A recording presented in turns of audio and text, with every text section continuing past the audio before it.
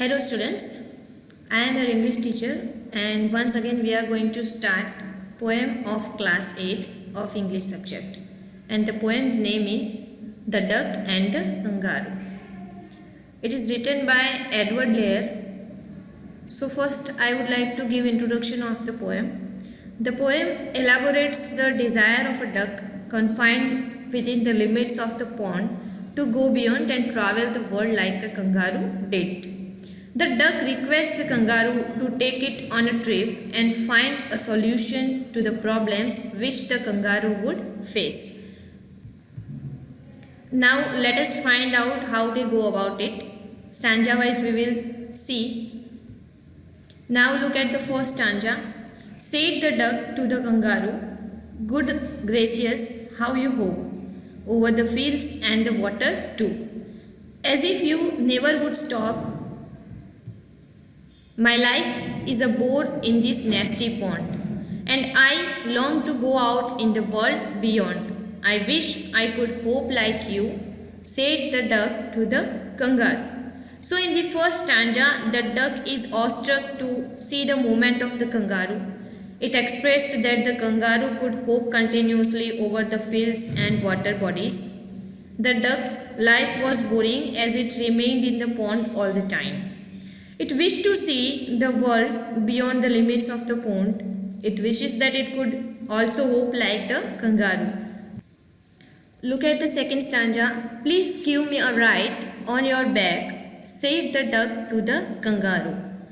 I would sit quite still and say nothing but quack the whole of the long day through. And we would go to the dee and the jelly bolly over the land and over the sea. Please take me on a ride, oh do, said the duck to the kangaroo.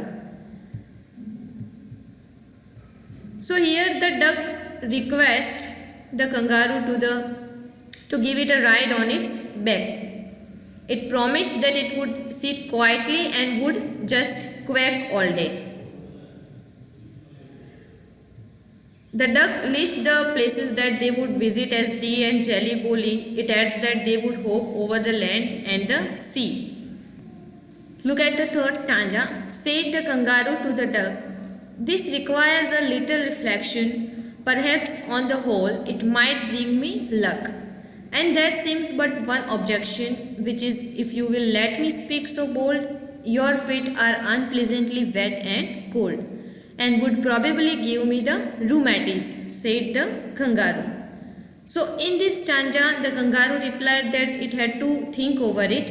The idea could be good for him, but he had an objection that the duck's wet and cold feet could give it a body pains.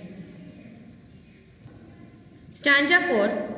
Said the duck, as I sat on the rocks, I have thought over that completely, and I bought 4 pairs of worsted socks, which fit my wave feet neatly, and to keep out the cold I have bought a cloak, and every day a cigar I will smoke, all to follow my own dear true love of a kangaroo. So in this stanza, the duck said that as it sat on the rocks during the day, it had thought over it. In order to avoid that, the duck had bought 4 pairs of worsted socks, which fitted its wave-shaped feet well.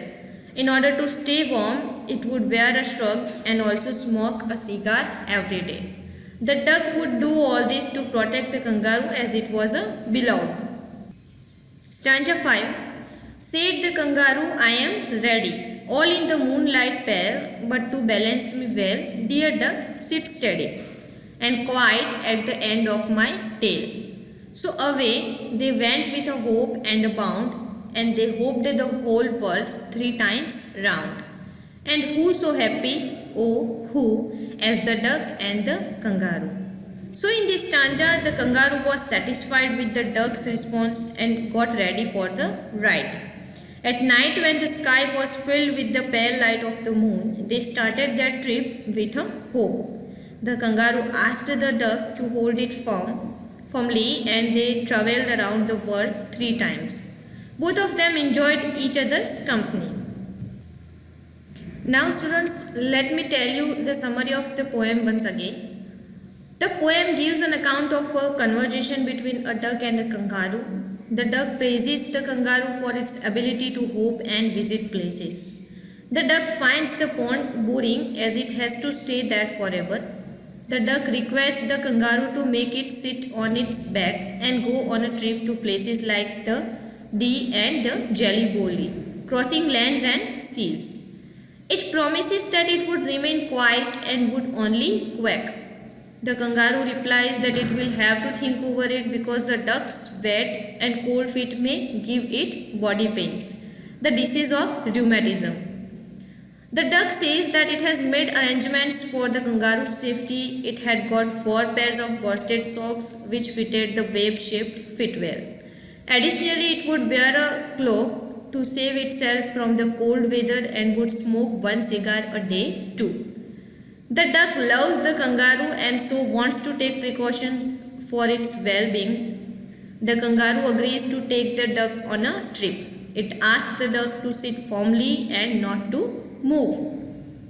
The duck sits on the kangaroo's back.